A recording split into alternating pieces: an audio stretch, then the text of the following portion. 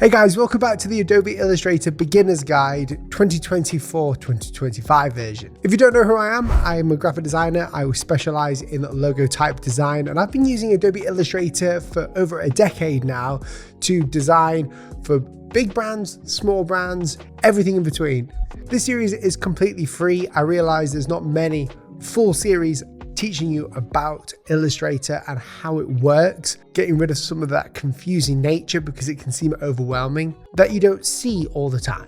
Today in part 3, I'm going to be showing you all of these tools on the left hand side and what each and every single one of them does and how you can use it and implement it. This video is brought to you by Squarespace. If you want a portfolio for your graphic design work, or you want a place to write about your work, an online shop to sell resources, then Squarespace has got you covered. Squarespace isn't just a templated website system. You can actually take a template and fully customize it or start from scratch. It's got this new fluid system in there, which allows you to just basically design responsively all the time. You can get your domain, get your email set up. You can even create courses and membership only parts of your website. We even did that for a course that we have called Logo Launch, and that was all created on Squarespace. We truly believe in Squarespace's power for making websites amazing. So if you want to get 10% off, please click the link down below in the description or use my code at the checkout. Thank you, Squarespace. It may seem like a lot of tools, but in reality,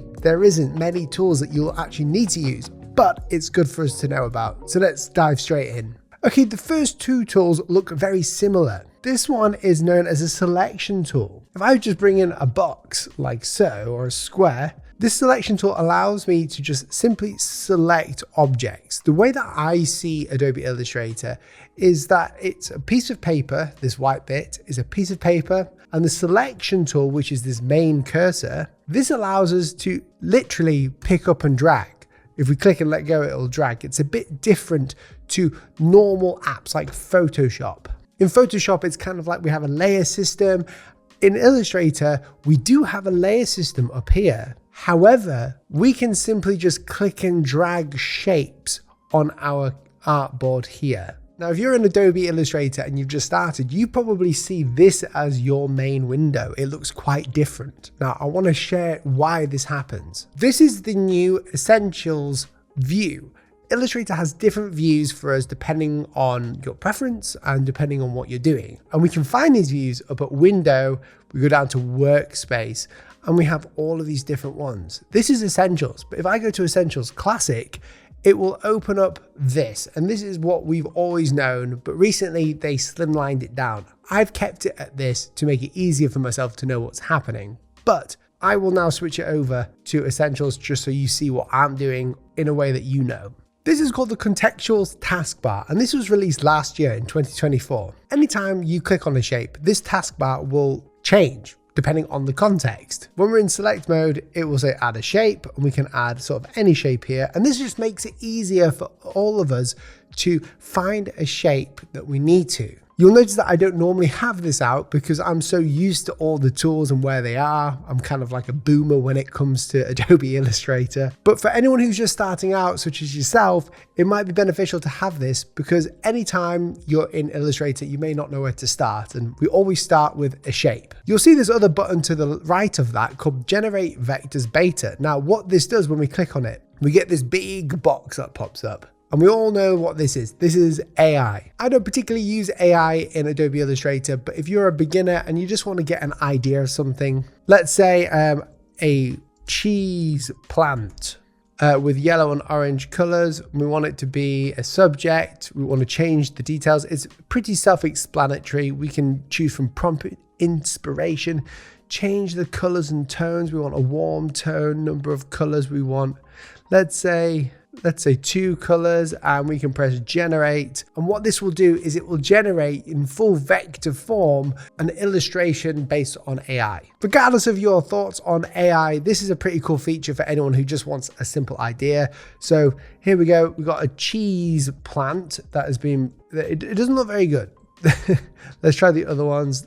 That will look slightly better. It needs more color variations. But as you can see, this is fully vector. We can keep zooming in. It's got anchor points, but it doesn't look the best. But it could do if you were in a bit of a tight spot. The next icon we have is Artboards. Now this can get quite confusing if you're new, but don't be overwhelmed by it. An artboard is simply an area. Remember when I said that this whole place is like a table? All of this gray is a table, and this white part here is like a piece of paper that we've cut out. And then every shape is like another piece of paper that we're putting on top of that paper, so we can manipulate it around. Well, an artboard tool essentially gives us more artboards, and this is why Illustrator is so powerful. We can choose a different preset, and there is a lot of presets for this. We can just simply duplicate our artboard, or we can change some artboard options here. There is so much to dive into, but essentially an artboard allows us, like so, to just create another artboard.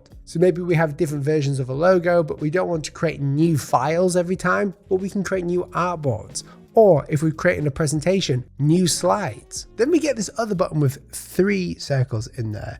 This just shows us the properties panel on the right. As you see, it just highlighted it. It will pin this bar to a certain position, or it will reset the bar's position. We can actually just drag this around whatever. Now the cool thing is when we select an object, this will change. So you see that it says generate vectors, gen shape fill beta, and edit path, and repeat. We can do a repeat like this, like a grid. Essentially, all the tools that you'll most likely use will actually be in this taskbar here. So that is the selection tool. There's a lot to do with this tool, but it allows you to select objects all the way throughout your canvas. The next tool is down here. This is called the direct selection tool. Now this one gets people a bit confused, but essentially, remember how vector works. We have one point known as a node or an anchor point like here, and we have another one. And if we create 3 of them like so and join them all together, it will create a shape. But essentially it's just 3 nodes like so. Well, the direct selection tool is designed to essentially transform and change and manipulate different points. So if we don't want to select this whole shape, but we want to move this part of the shape, we'll go to the direct selection tool, select this shape, and select this node, and we can move this node around, and we can do it with any of them as well. The direct selection tool also allows us to manipulate the handles of a shape as well. If I go to it now and I select this, you'll notice that this is one curved line, but it has some handles. I'll explain more about what these handles do and how to use them and whatever later on. But essentially, the direct selection tool is how we get these handles up and how we can move them and manipulate them around our work. Interestingly, in the Illustrator, you'll get these tools on the side. However, when we see a little icon next to that tool, if we just click and hold, it will expand that to a different layer of groups. Now, when we see this icon next to a tool, we can actually hold down when we're clicking, and it will give us even more tools. For instance, we've got the group selection tool. We've also got the lasso tool, and we can actually just expand that by clicking that button there and keep that up here if we wanted to. The lasso tool will allow us to create a selection by just simply drawing a path around something, which is sometimes needed if we have certain anchor points in a certain position. See this? I can select these 2 if I wanted to. Without that, I would have to select one node, and if I go to select another one, it's not going to stick with the selection, so we'd have to press Shift, which is what I most of the time do. The next tool is called the pen tool, and this one is really tricky for people who are just starting out and even seasoned designers. The reason why it's tricky is because it's very counterintuitive. It just doesn't seem to be like a pen. I don't know why they call it the pen tool, because when we use a pencil tool, we can just draw and it will create a cool shape. But when we use the pen tool, it creates all these weird handles and whatnot, and it becomes very difficult to actually create shapes with it. Well, if you want to dive deeper into the pen tool and how it works, it can get kind of complicated, but if you want to, you can click the link in the description where it gives you a masterclass completely for free, another YouTube video for you to learn how to professionally use the pen tool. But essentially what it allows you to do is plot different points, either straight points or we can create curved points. This allows us to create custom shapes if we wanted to. And the best time to use that is by using a reference image and drawing around it. Again, if we hold down on this, we'll get something called the anchor point tool. And notice to the right of that, it actually gives us the key command or the shortcut, the hotkey. If I press this, it's just basically this other selector. This allows me to change the handles. It won't move the actual point. It will just change the handles like so.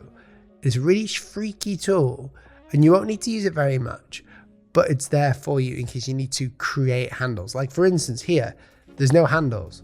Well, I can just use this tool to create some handles here and it allows us to really go crazy with it. Now, a tool that I would recommend you to use instead of the pen tool when first starting out is called the curvature tool. And this is a relatively new one that they've added. The curvature tool allows you to create curves easier. So if I wanted to create a circle, I can do that. It will create the right amount of curve that I need. To explain it, I'm going to actually show you how to use it. Now, I've got an image here that I've locked and I've changed the opacity so I can draw around it and make it a vector. This is not a vector image right now, it's just one that I got of Unsplash, a nice little flower. If I go to my curvature tool and I make sure that I've got a black stroke so I can see it, all I have to do is anytime there's a curve change, I just have to click and it will follow that curve like so. And I'm not using any hotkeys to do this. It is simply just doing it by itself. If I want to change the angle or make a straight one, all I do is I press Alt or Option on the point and I create a curve, do it again, there we go. And I just basically just map the points around it. It's a very genius tool to actually use because you can actually see the preview of the curve as you're doing it. And it makes for some pretty professional results as well. The next tool is the shapes tool. I call them primitives. They're called primitives because they're the prime shapes that you'll use in Illustrator. I can create a square. I could go all the way down to a star tool. And with the star tool, we can press the up and down keys to change these as well. And when we let go, you can actually see we get some more of these selection parts here. We can actually change the radius.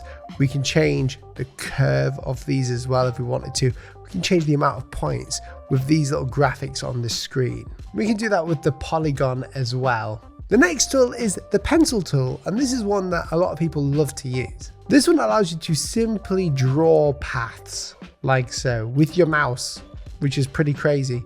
So without using the pen tool, you can actually draw paths. Now, it doesn't look great when you're using it with your mouse all the time. So something we can actually do with this is we can double click on that and we'll get this thing called the pencil tool options. This allows us to change the fidelity, whether we want it to be accurate to exactly where our mouse is pointing or whether we want it smoother. If I press smooth and let's create a nice blob, it's going to smooth out the path a little bit for us and it remains vector. If we hold on that, we get the blob brush tool. This is essentially a brush that we can just use. And again, if we double click on this, we can change the options of that too. Merge with selections, we can make it really smooth if we want to. And you can see how it changes and makes it nice and smooth. This is great for illustrations. We can change the size of the blob brush tool by using the left and right bracket keys on the right hand side there. The paintbrush tool is essentially the same as the blob brush tool. You shouldn't need to use it too much. But what it does is it actually, instead of creates a live shape, it creates a stroke around it that we can manipulate afterwards. Then we have the text tool. Select this and we can start writing anywhere and bring up text like so. If we hold on that text tool, we can actually go to the type on a path tool. Now this is interesting. Because we're working in vectors and we have paths, if I just bring out a circle like so and go to the type on a path tool and click on it, we can start writing text like so. And the text will go all the way around that circle. We can increase the size of that text. We can change the font of that text as well, and it will maintain it on that path. But we can do it for other paths as well. We can create this nice S curve here, and we can actually write on this as well, and it will follow that path. It makes typography a bit interesting. The vertical type tool is exactly what you think, and you can see the icon change. It will just write vertically. The next tools are all about transforming. So we have this called the rotate tool. If I press the rotate tool, it will simply rotate at that axis right there. Now we can click on this shape wherever and it will rotate from that point, you see, from any axis that you want, but it automatically goes to the center at first. The scale tool is very similar. It will allow us to scale our shapes, but it is a bit strange to use. The reflect tool is the same as that, allowing us to reflect two shapes at one point. The shear tool will allow us to shear the object or move it from a weird perspective like so. It kind of get this crazy, cool looking, weird patterns happening. The next tool is the eraser tool. It's very, very self-explanatory. It's a brush tool like so, and let me just bring it up. So we can increase the size with the right bracket button. And if we just click on the selected shape and erase, it will simply erase those shapes. The scissors tool is a bit different. It allows us to make cuts in paths. Or if we have a perfect circle like so, we can use the tool to separate certain paths from each other at the points. The next tool is called the Shape Builder tool, and this is one that a lot of logo designers use. Illustrator works a bit differently. We have something called Boolean operations, which in vector terms, Illustrator terms, it's a yes or no. It means true or false. Now, if I wanted to create a crescent moon, I could either draw it out, or I could draw the base shape like this circle here, and then I could duplicate this shape. So let's duplicate the shape, but let's change the fill to white, like the background. I want to have this shape here, but the problem is right now, this shape is essentially just one big shape with a white one in it. That wouldn't do well. Well, we can either use the Pathfinder function. The Pathfinder is over here, and this allows you to basically unite these shapes together, to merge them, to subtract shapes, so delete shapes from other shapes, and all sorts of other crazy complicated things. Well, the Shape Builder tool makes it really easy. Let's say this is not white, but it is blue. Let's select both of these shapes and go to the Shape Builder tool. You'll notice that my cursor has a plus button. When that plus button is there, that means if I was to hover over something, you'll notice that it's separating the shapes and it's highlighting them. Well, I could unite these shapes together by clicking and dragging. If I press Option or Alt, you'll notice that cursor changes from a plus to a minus. That means if I click with that held, it's going to subtract that shape. So if I want to create the crescent moon, I can create two shapes like this to create a perfect crescent moon by simply just dragging like so. And that has cut that shape out really easily. But let's say I want a block at the bottom of this. Well, if I want to create a block like so, under the moon so it looks like it's rising, well, that's two shapes. We can see that when we highlight it. We can either go to the Pathfinder option and press Unite, which will unite those shapes together so they are one shape instead of two. Or for more complicated shapes, we can go to the Shape Builder tool and just simply drag them together, like so. Now we have one shape that's united. The next tool is the Gradient tool. We all know what this means. This means adding a gradient. Let's choose the gradient type and we can move it. Pretty self-explanatory. We can move it, we can create a new one, we can change the gradient style over here on the right, and we can always go back to that gradient as well if we want to. Something else we have is the Mesh tool, which allows us to create a gradient mesh, which is a bit complicated, but essentially allows us to create 3D looking meshes. If I just keep pressing with that Mesh button tool here, you'll see it's creating kind of like a 3D mesh. Now if I select one of these nodes, change its fill to like a pink, you'll notice, oh, hang on a minute, we're sort of getting this weird gradient look. We can manipulate that mesh as well. The next tool is called the Dimension tool. Let's say I wanted to know how big this box was on my artboard. And this is really important for manufacturing or blueprints. When you click it, you'll notice we get this other box that pops up just here. This shows us the linear dimensions. This allows us to do angular dimensions and circular or radial dimensions here. When I click from one spot to another spot, I can drag out over here and it will give me the exact dimensions of that shape. If I have a circle, for instance, I can do the radial dimensions as well. The next button is the eyedropper tool. This essentially allows us to sample shapes. So let's say we've got these two shapes. This one's got a fill, this one's got a stroke. Well, I want this one to have a stroke. Let's sample that. Or I want this one to have a fill or that black color. The width tool is the next one. If we have a stroke like so, it's just one linear path. This stroke weight is 4 points. But let's say I want it to kind of get thicker in the middle and gradient out, taper out. Well, width tool allows us to do that. Selecting it and going to a stroke, you can click and move. Boom, and it creates that width feeling there. Pretty cool. Now I've got some awful looking shapes here, but the next tool will explain it. This one's called the Blend tool. This allows us to blend two options together or to two shapes together. If I press this shape and this shape, it will blend the shape and the color, and we can still manipulate where that shape is to create a cool looking effect. This is the Artboard tool, and we've already shown you this. And this is the Zoom tool. And under the Zoom tool, we have the Hand tool, which is normally just spacebar. If we want to quickly get around our document, just press spacebar and that'll bring us the Hand tool there. If we want to zoom, press Z or Z if you're American, and you can zoom in and out. I hope you guys enjoyed this video and found it helpful. Please subscribe if you haven't already, and let me know if you would like to see part 4 of Adobe Illustrator for beginners. See you soon.